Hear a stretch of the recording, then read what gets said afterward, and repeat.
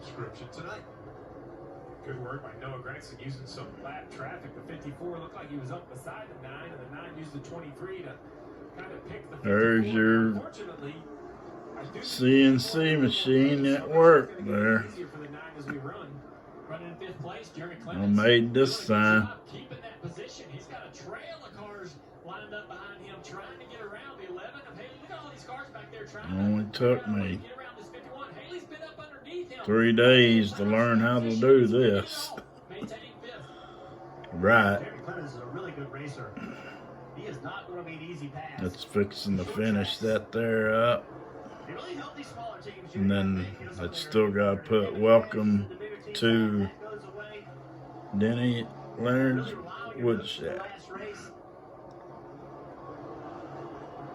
Dave.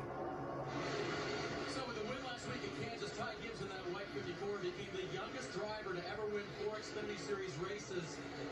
And that was 1 month better than a young Joey Logano a few years back. So Ty's plans now, well, he's won the ARCA Championship. Get ready for next year. Next week, it will be John Hunter Nemechek driving this car, trying to win the Owners' Championship for Joe Gibbs Racing, Parker.